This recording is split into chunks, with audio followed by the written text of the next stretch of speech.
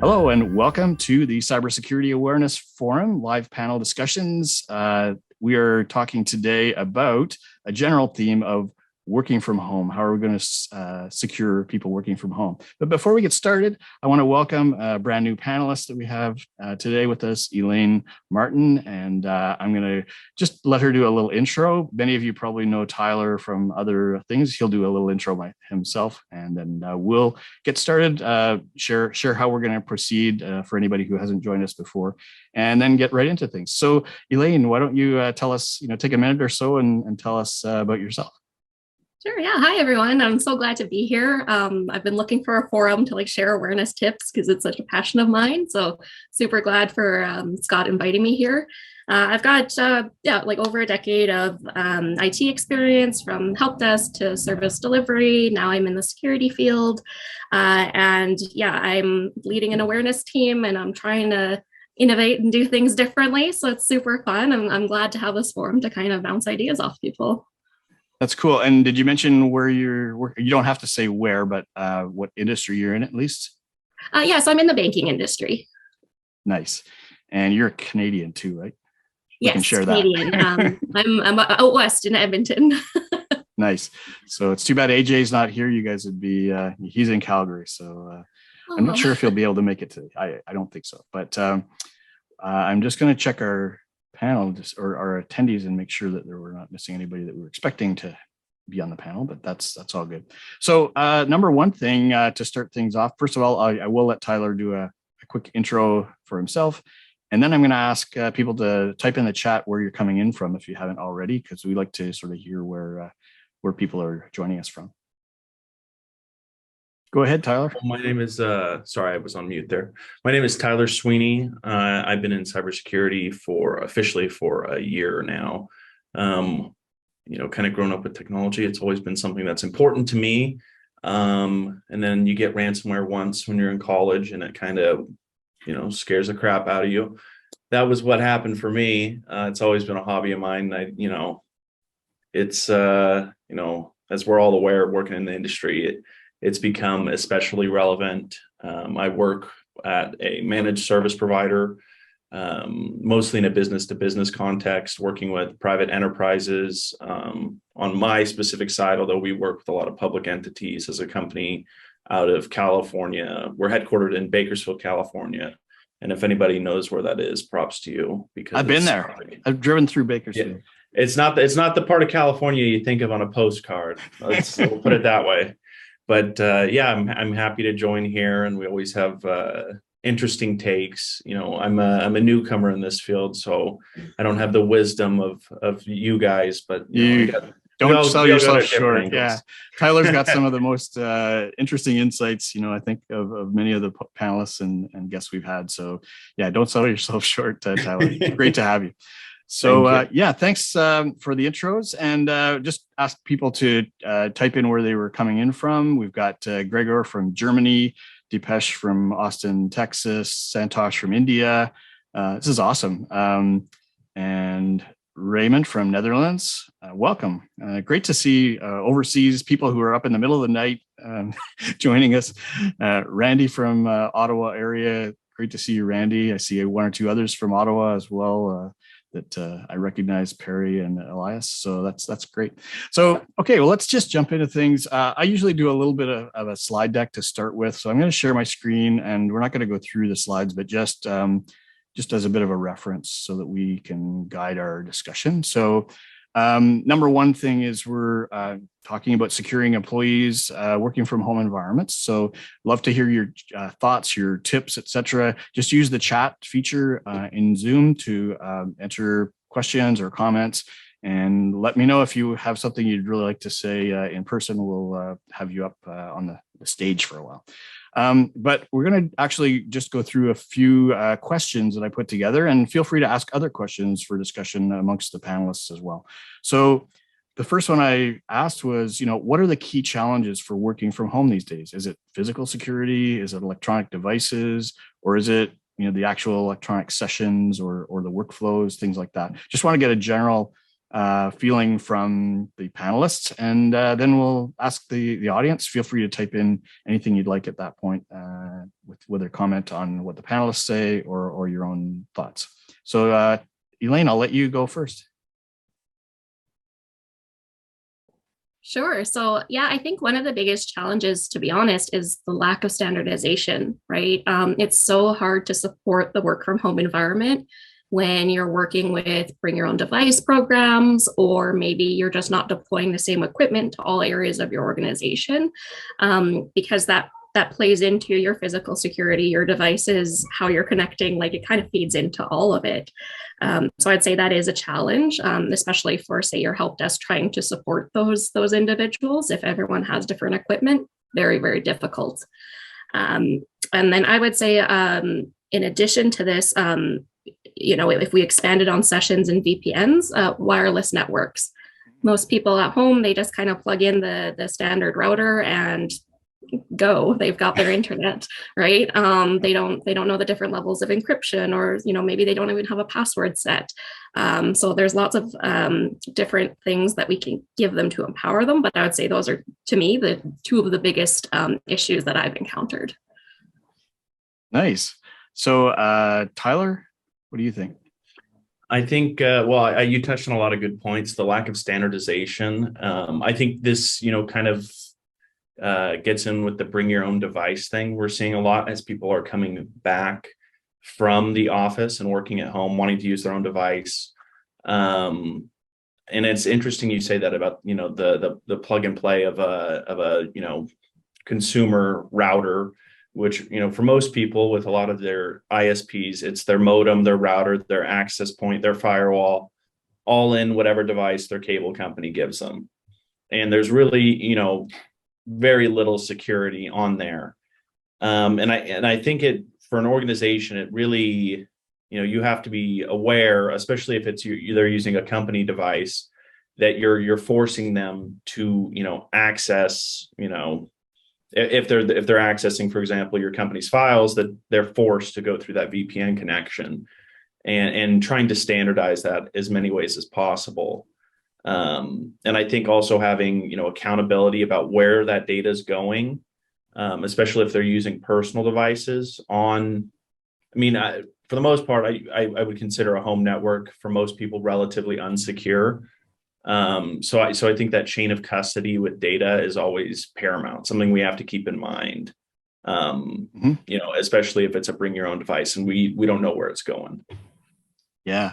Good comment from Raymond in the chat about general security partners and kids, right? So how do you limit access by partners and kids? And, sometimes we trust them and sometimes maybe we shouldn't, but it's hopefully we can trust them. But, it is an issue.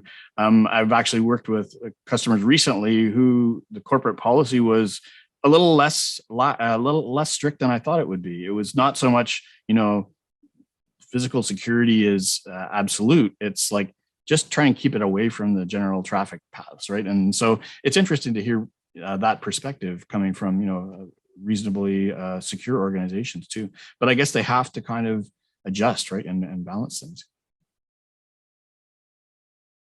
So another comment from Raymond is to be mindful of Africa and Asia Pacific area where things are set up very differently.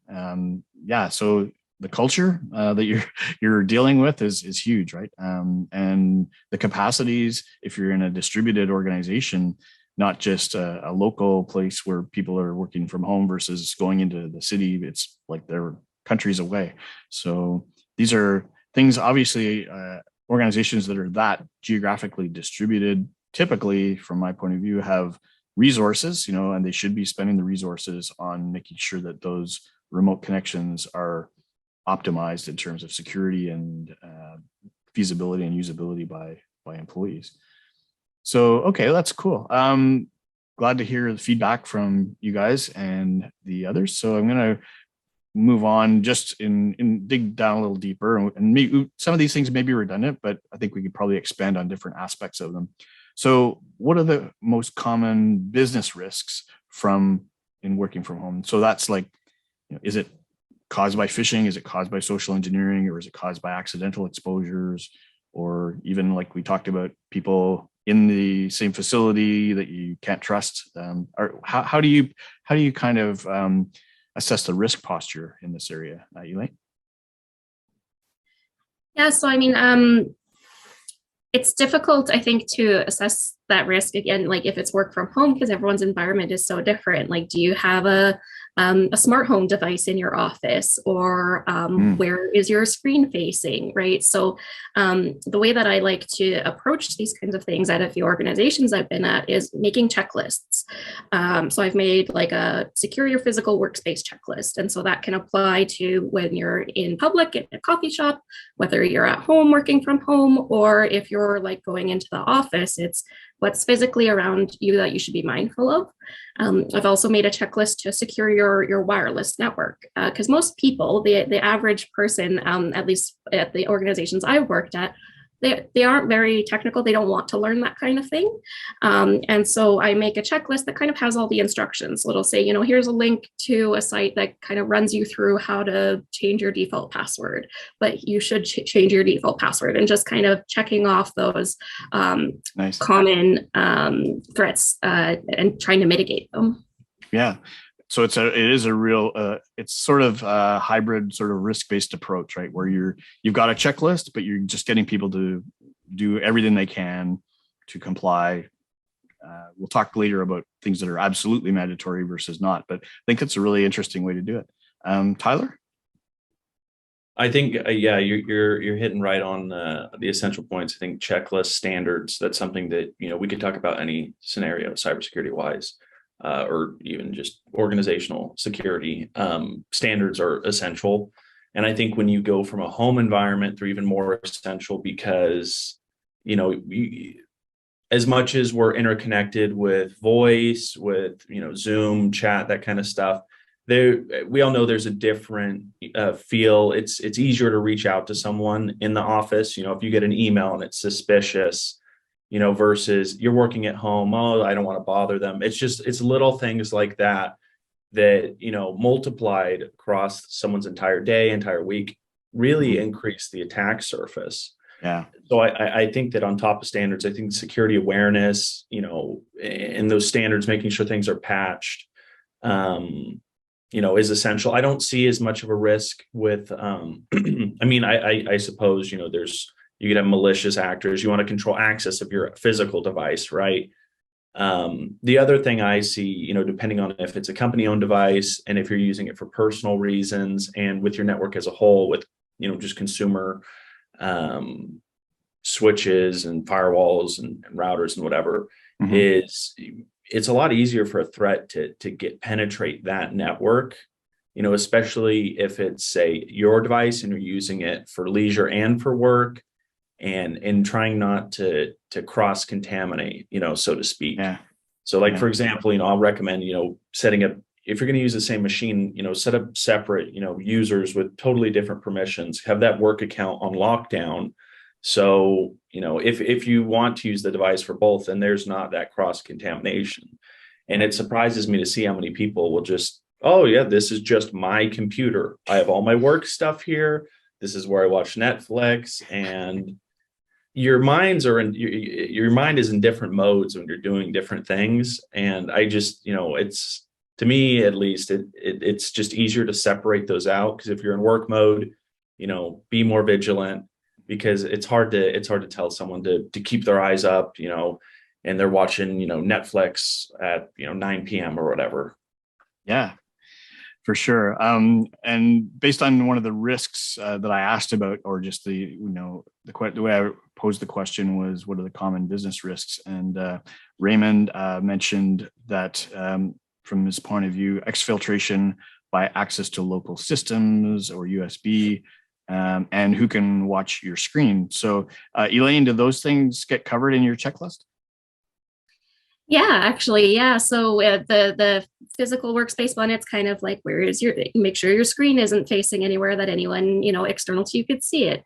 Make sure that your device is in an area that you can secure, you know, and so it's just really easy, like tangible things. Because what I noticed is when we write policy or standards, our audience doesn't understand them, right? Like they're like, yeah, that's a bunch of rules that I don't understand. If you take those rules, put them into a checklist, they're like, oh, now I know how to do that. That's amazing. Well, and it's interesting you say that. It's simple things that on their own, like another one would be, for example, on like, I use Mac OS, just for an example, you can set, how long till the screen falls asleep. And if it falls asleep, can it be, do you have to re-enter your password, your credentials to wake it? Or is there a certain interval where you could just, wiggle the mouse, press a key, and the screen turns back on and it's logged all the way back in? And that's one of the things where it's like, okay, if you're not there with the machine, it's annoying. I get it. Nobody wants to enter their password a bunch of time, but you don't want to have that lapse. Hopefully we're not living with people that, would maliciously access our machines, but no one plans for that to happen. So. Yeah.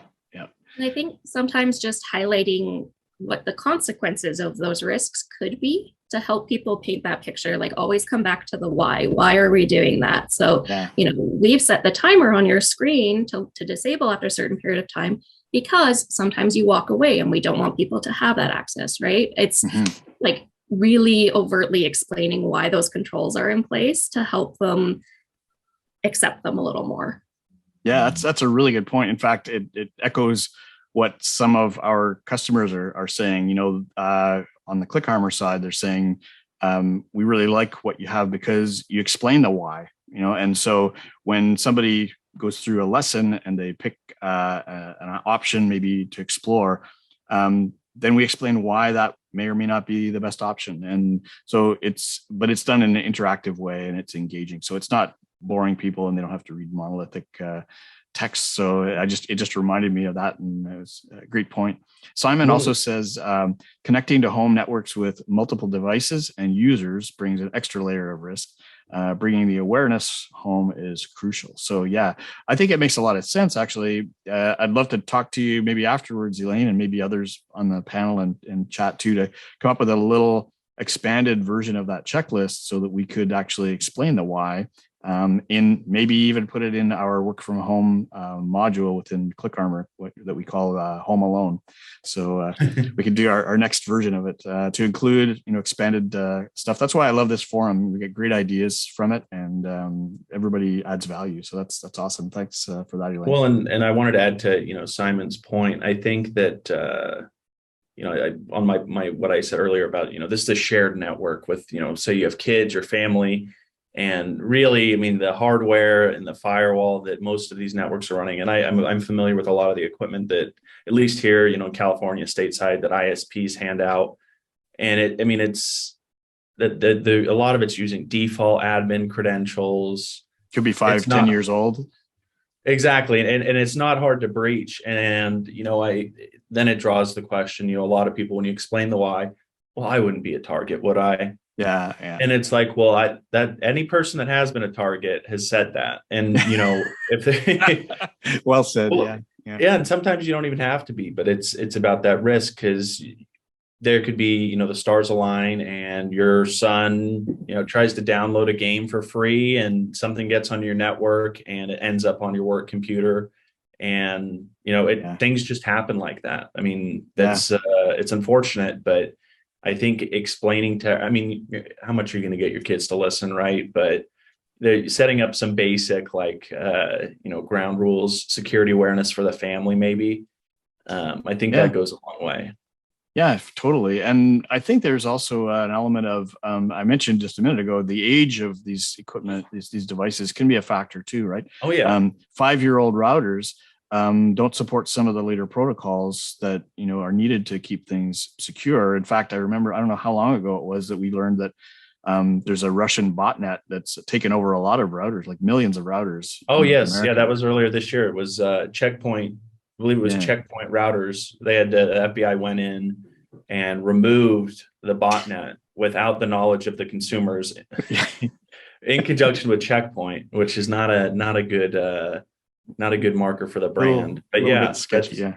Well, but even the admin credentials, I remember playing around with some of the Charter Spectrum modems, and they have them. It's an alternating password, so it's never the same, but it's on an algorithm that you can just get, you can look it up, you can get the algorithm, and then you have access to, whatever equipment insofar as the model. Yeah. But, they issue the same model for basically everyone. It's a small bit of information, but there's a lot of things like that where they add up. Yeah, for sure. And I think there was a time when every modem shipped with its own default admin, username and password. I don't think I see any of those anymore. So it's better. And that's typically, I recommend just make sure you've got relatively recent devices to start with, right? So that they've forced passwords on them that are not default.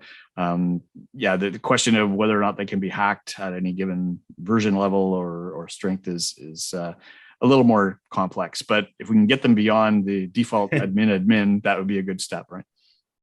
It's just reducing that risk, right? And it's, I always think of it, we need to coach people to make better risk-informed decisions, right? So maybe you don't need a separate guest network at home because you never have guests over like me.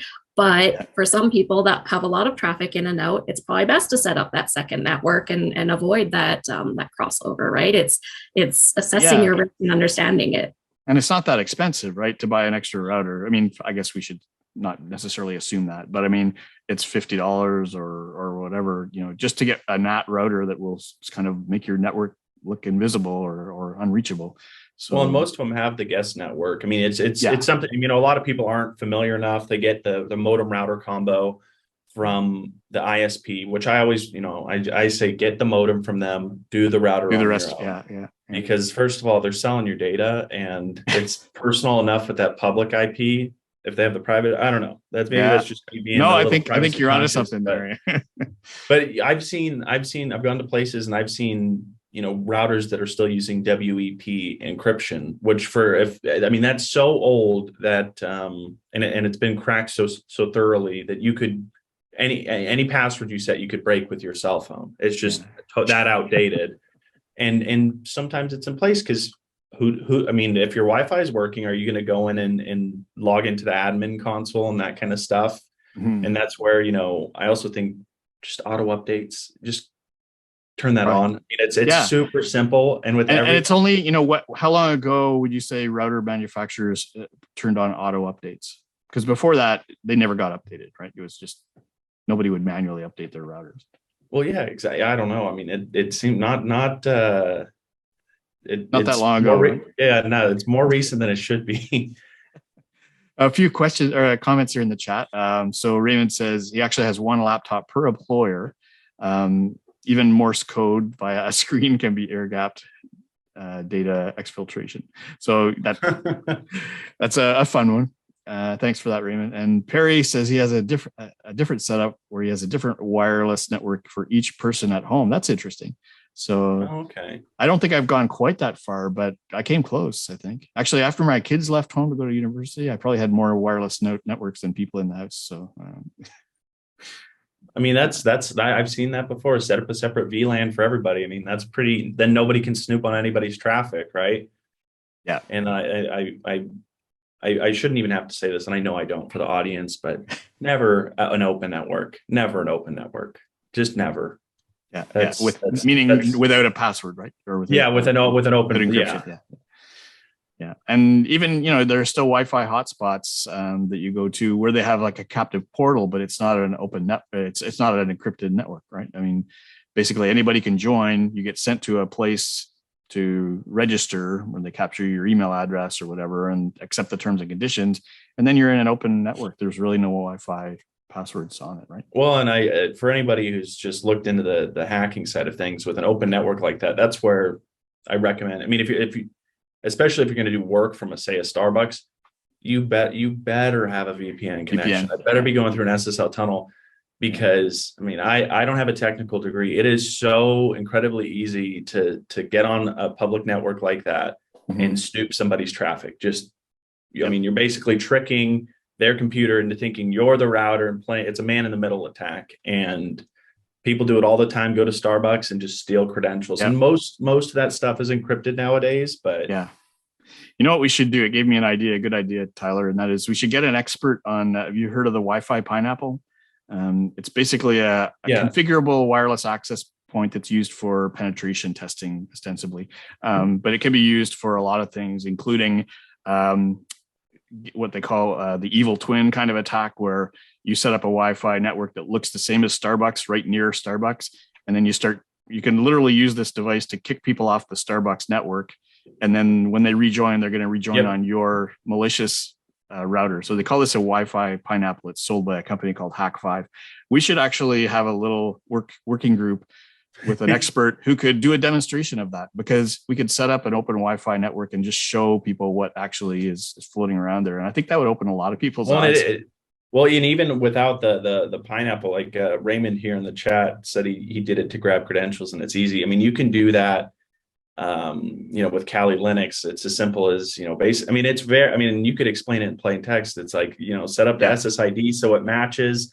Yep. You got auto join on, and you just have to knock them off the network. You can, DDoS attack it. I mean, it's really, and most people's phones, are set to auto join Starbucks or open Wi-Fi's. And that's, just another setting on your phone. Where another thing for Elaine's checklist, don't auto join. That's on the checklist. Awesome. It also goes into private secured network versus public secured network and how they're different. I read an article the other day that someone put one of those pineapples on a drone and flew it up to a high level floor at this company or something. It was wild. You were reading my mind, because literally 10 minutes before this show, I was recording a podcast with Tom Eston. It's our shared security show, which you're all welcome, and I encourage you to listen to. We get good reviews, but we actually talked about that story. So it was a financial institution in the States where they discovered somebody had been hacking into their network in the physical location of their building, but they discovered it because there was already an employee connected remotely from home, and then they saw another login attempt locally within the facility through their Wi-Fi network, and they're going, what's going on here? And then they eventually found 2 drones on the roof of the building that were used to break into the Wi-Fi network. So it does happen, and it's a great story. We got another comment from Raymond there. He's talking about all the fun little things you can do to mess with people. The rubber ducky USB. Yes. Another one where I know you spoke about doing some of the security testing with USBs. It's just yep, done that. I'm sure all of us are familiar with Stuxnet, which is like the rubber ducky thing on steroids that took down Iran's nuclear facilities. Yeah, people, so there's a little difference.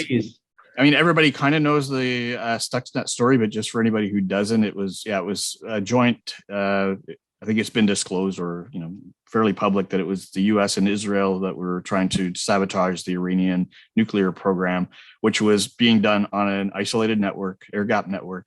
But there were transfers of USB drives between the internet side and the inside, and so somebody had crafted really smart malware to infect the USB, get into that area, and then it literally took over their centrifuges and overspun them and damaged them, about a third of them. So it set back the Iranian nuclear research program in 2009 by 6 months or a year or something like that. Crazy. But that kind of threat by USB, certainly when you have nation states involved, they'll stop at nothing, and they have unlimited budget. But the rubber ducky one is really interesting because it's just a USB drive. Well, it's not a drive. It's a USB device. Looks like a USB drive, but what it really is it acts like a keyboard. So when you plug it in, you can have pre-programmed a bunch of keystrokes that it will type, and you can literally say, start editing a file, create a file, and then enter this set of code in a file, save the file, and then execute the file. And so it literally can inject malware into your computer if the computer is allowed to run arbitrary code or scripts in whatever way that you've set it up. So those have been used by a lot of times. They're used by penetration testers to do a physical pen test where they just go in and they stick it in a computer, it runs the code and it sucks all the data off it, and then they leave with it and as proof that they were able to get in. So there's a lot of ways that the rubber ducky can be used, and these little hacking tools are kind of fun as demonstrations, but they're very dangerous in the wrong hands. Cool. So yeah, great discussion so far. I'm just going to pull up my next slide and see if it gives us any ideas of things we can go into next.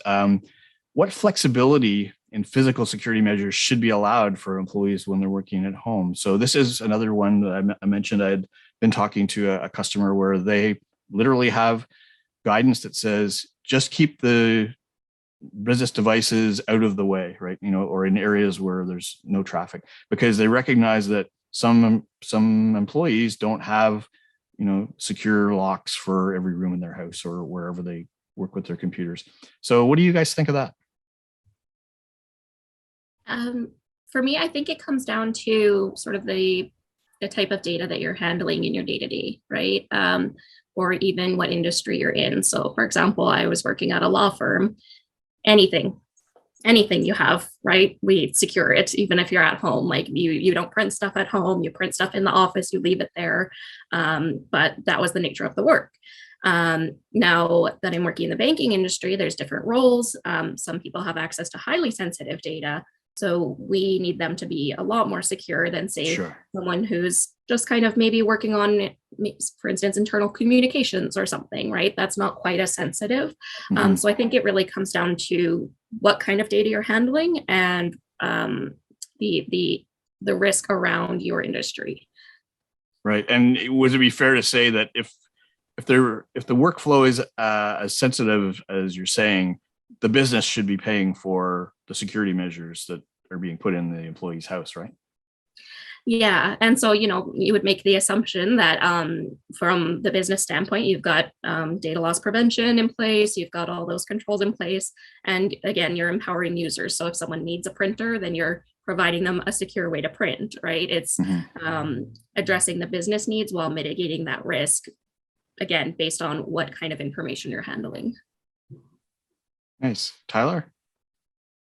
Yeah, I think that pretty much hits the nail on the head. I mean, I'm always of the mindset that I'd rather be more secure than necessary. Of course, when people are at home, as far as physical security, that's a lot less enforceable.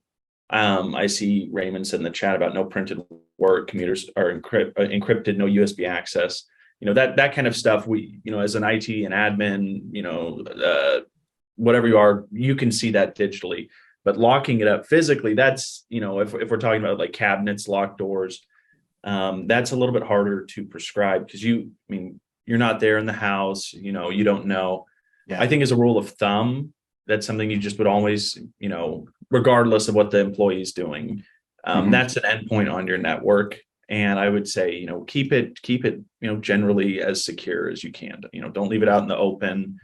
And just doing things, as simple as like, try not to leave it where it'll get stolen by happenstance, because that's what you see a lot of times where things get blown way out of proportion is someone, went to Starbucks and they left their laptop sitting on the front seat of their car and it was unlocked. They went in for a second, somebody just grabbed it.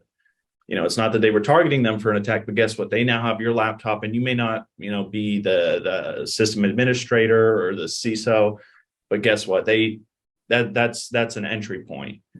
But that being said, I've worked in law briefly. And like you said, client data, you don't mess around with that. And, it obviously depends on that level of access someone has, but I would kind of separate it in between. Here's our general guidelines, for employees that are handling non-critical or, legally protected data. But when you get into the, HIPAA compliance, DOD compliance, attorney-client privilege, that's when you have to put things that are enumerated where it's like, no, absolutely not. We have laws to comply with, or even with higher, level, people, Active Directory, admins, that kind of stuff. But I would hope that most people that are admins for a network would understand not to just leave everything willy-nilly. Yeah, for sure. And Raymond says he forgot to mention you always shut down your laptop, never just close it. Otherwise, BitLocker. Yeah, well, useless. Exactly. Yeah, that's interesting. So if you are still logged in, the disk is decrypted, even if it was a full disk encryption. Right. So do you have that on your list too, Elaine?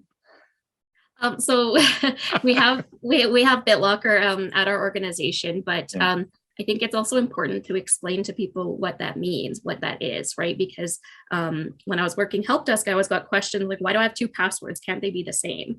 And I'd explain to them, oh, this is actually different protection. So that blue screen you see, that's actually for the encryption on the laptop. So if you go to Starbucks and someone steals your laptop, it's still safe. They can't get in, right? And then this is your password to access the network. And then that kind of clicks for them like, oh, okay, this is a protective measure. Like it's not an impediment that's meant to be there. But yeah, I think that's a very good point is to shut down, not just close your screen. I mean, even for battery life. Yep. Yeah, that's good. I have one last question. We may have covered some of this stuff, but what are the must-have security measures that employees need guidance on? Regardless of how, whether you've got high or low sensitivity of information in the business realm, what are the things that you sort of need as the lowest or low hanging fruit that you should have? To me, a VPN is, that's kind of the way of things, but especially if although I've seen some organizations use stuff like OneDrive and that kind of stuff. Although, in my mind, something like OneDrive is better for, backing up, less useful, more, I guess I would say files an individual employee uses, notes, that kind of stuff that's less critical. Whereas the VPN is getting into that central server, that shared data. But, just as a norm, you want that any data that you're communicating for your business to go through that encrypted tunnel, because that blocks so many attack vectors. That makes, that secures your pathway back to that business. All of the things here, physical storage, like we talked about. Yeah. I think with the electronic storage, it's important to understand where you're saving stuff to. The example I brought up, OneDrive, oftentimes I'll see people like saving stuff default to OneDrive when the company's policy is save it to, our server. Yeah. And that's for multiple reasons. OneDrive has versioning and that kind of stuff, but if it's on the server's backed up, it's also more secure. I think we've touched on a lot of these a lot of these points. The security awareness training, for me is just always, that's where it all boils down to, because if you don't understand the why, you're not going to do it. Yeah. Interesting. Elaine, did you already answer this? I think you did, eh? No, I don't think I have that directly. So, when I think of things like VPN, USB, those are things that IT can put controls around. So what is the must-have guidance for people? It's kind of what can't we control, right? And that's their behavior. So really, I think it's important to even share with people just how things happen, right? So if you do like an overview of a case study or something of like, here's step 1, 2, 3, make it visual, help them see like the pattern, how that happened. Yes. So that they make those connections themselves, so that because you really want them to be cautious and kind of not second guess what they're doing, but take the time to think before they do anything, right? So I think going back to them and saying, you can have a printer that you can add on your wireless network, but just know, and then kind of walk them through it, right? Even lunch and learns really help with that of, let's talk about how to secure our home offices, and then walk them through, like, we want you to not have those papers. And did you know you can bring them into a secure shredding site on site, something like that, right? Like help remind them of what the processes are and what actions they can take, because we've got our controls. Yeah. I wanted to just ask one thing, maybe to Tyler, just, I'm not sure, Elaine, if you know this too, but you mentioned, Tyler, a couple of times, the secure tunnel VPN idea. I also got customers who say they use a split tunnel, and I kind of understand what that means, but I wonder what the implication, or is it something we should be explaining to employees when a split tunnel is being used? Well, that's really on the configuration side, right? So split tunneling is, it's a VPN is running, but it's selecting which traffic, goes over that VPN network. I've seen it, where even in, just a consumer use, right? You want to stream with your VPN, so you have access say you want to access shows like you're from in England. I have seen businesses use that to where, it's the business specific apps and that kind of stuff go through, the VPN tunnel, whereas, the split tunnel is, certain traffic is going through the VPN and certain traffic is just, being routed normally through the internet. To me, I can see the application, especially in lower security areas, but that it does just always, it's an implementation issue, because when you have stuff, running outside of the VPN, you really need to make sure, if you want to secure that data, that only that you're not having data that's slipping out. And that's why a lot of our VPNs will have, kill switches, so that if something, tries to go through the network without, the VPN tunnel, it says, no, we're shutting down the internet connection completely. Interesting. Yeah. I mean, I almost think of it myself as being like a bridge to an unsecured network, right? Your laptop or your computer, if it's. Well, and Raymond just brought up, I know why you would like to split tunnel, but it's a nightmare from a security perspective. And that's a very succinct way to put it. Because you could, if you, in a perfect world, you could set it up so all the data you wanted went through that, and all the data you didn't, didn't go through the VPN tunnel, and you're using the best, maximizing your resources. But that, that's just it. To me, it doesn't make a lot of sense. Interesting. Okay. Well, I'm not an expert on it, but I think it's good to know. He says Netflix and Spotify made us use split tunnel. I wonder how that happened. I've seen that a lot, actually. Yeah. I think if we're thinking like in terms of would employees need guidance on that? Is there anything they would do that they would need to adjust their behavior? Right. No, that would kind of all just happen, right? So to me, I think it's more something that maybe the broader IT should be aware of, but not necessarily your whole organization, right? So your guidance is still to end users, make sure the VPN is in place, whether it's a split VPN or not, or a split tunnel, they don't really need to know. From my experience, the average person doesn't really understand what a VPN is. They just know it's what gets them connected to work. So explaining the details of it, I think it just confuses them. Yeah, good point. Okay. Does anybody have any other topics or questions that you'd like to raise? At this time, we've sort of gone through the ones that I was able to think of that we could discuss, but happy to raise any other issues in the general area of working from home. I think one thing that a lot of people probably don't think of yet is, again, those listening devices. How are you communicating with your organization for your smart devices in your home that might be always listening? Do you allow them in offices when they're having meetings, because they could be listening, right? And if you do, then how are you encouraging them to secure those devices and make sure that they're set up properly?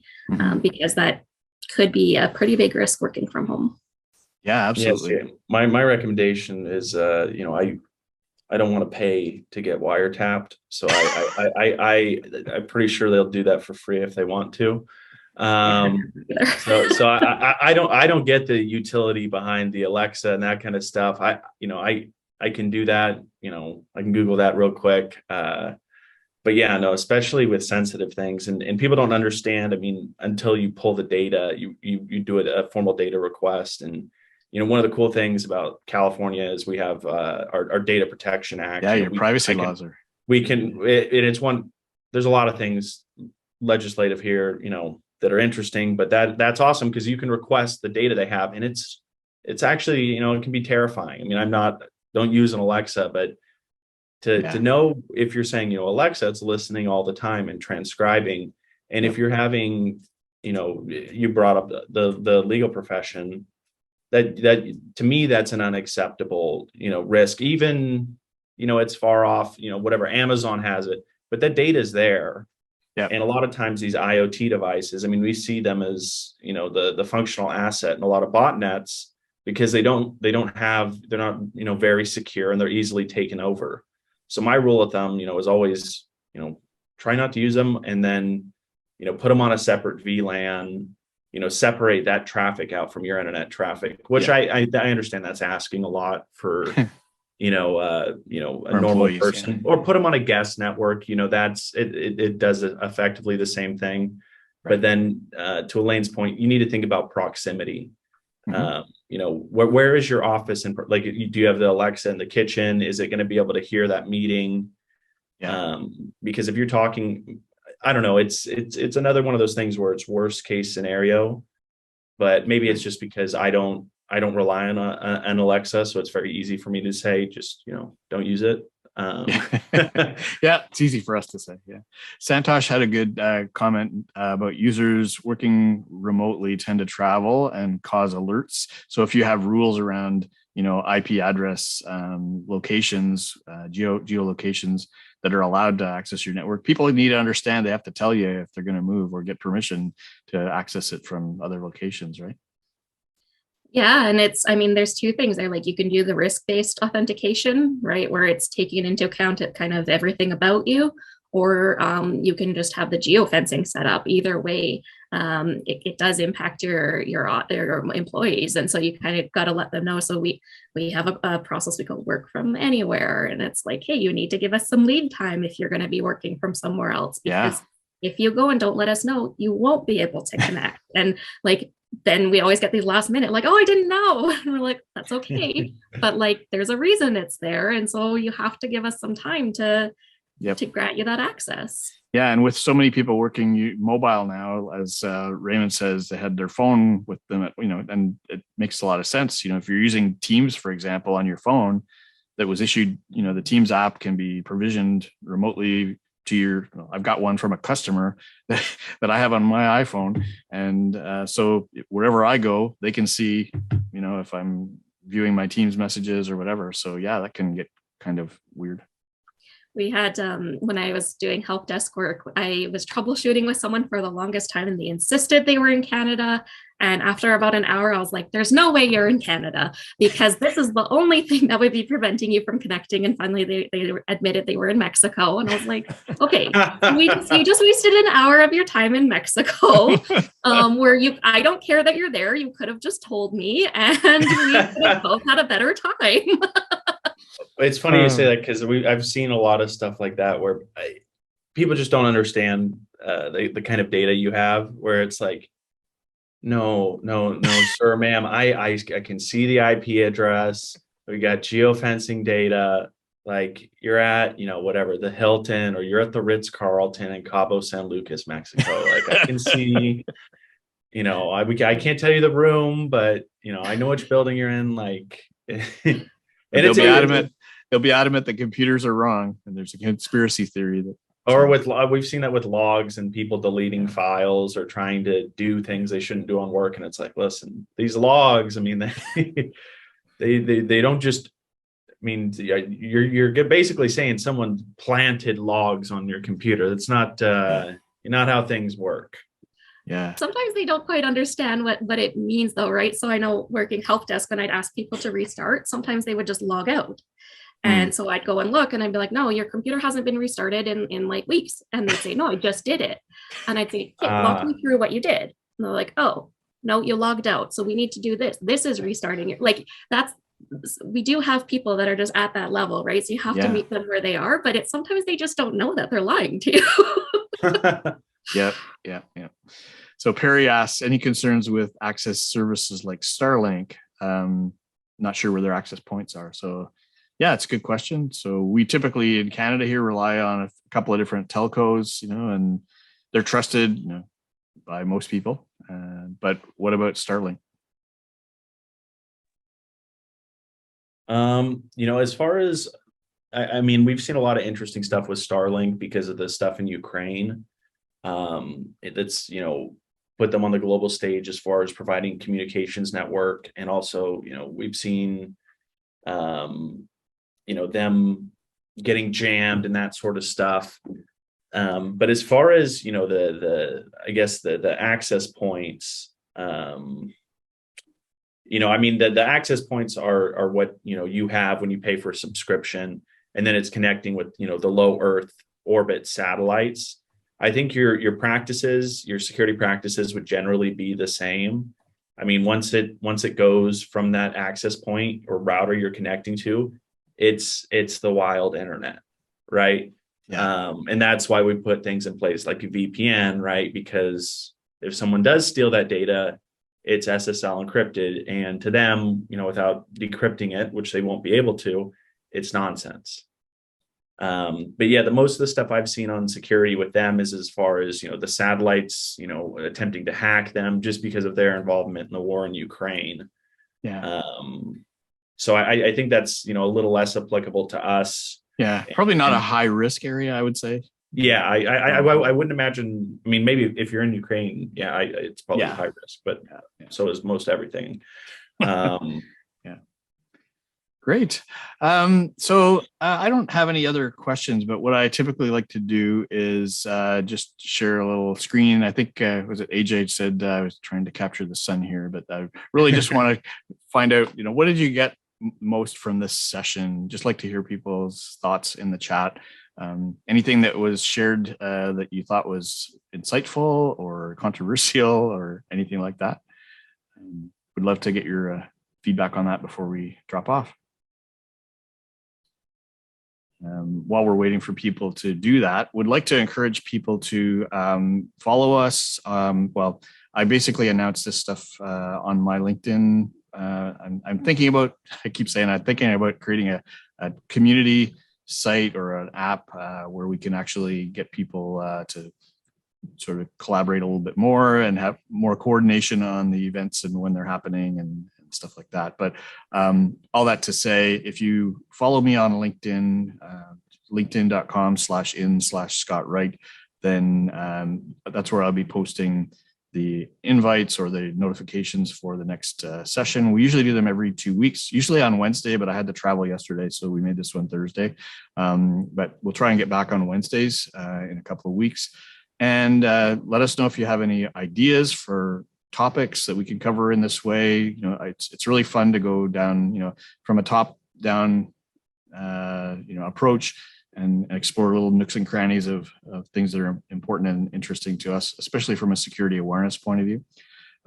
But we also have a website, clickarmor.ca/CSAF, where you can register and you'll get updates by email when we publish. We record all these and we publish them there and on our YouTube channel.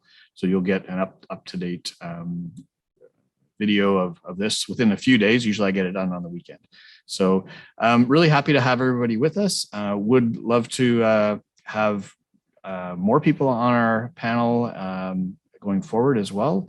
You're always welcome to apply, as I said, or just to let us know if you want to be on the channel.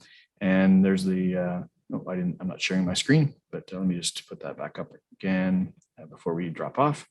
So yeah, you can go to clickarmor.ca/CSAF.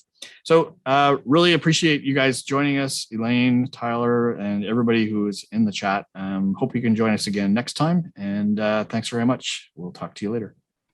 Thank you, everybody. Yeah, thanks everyone. This was fun.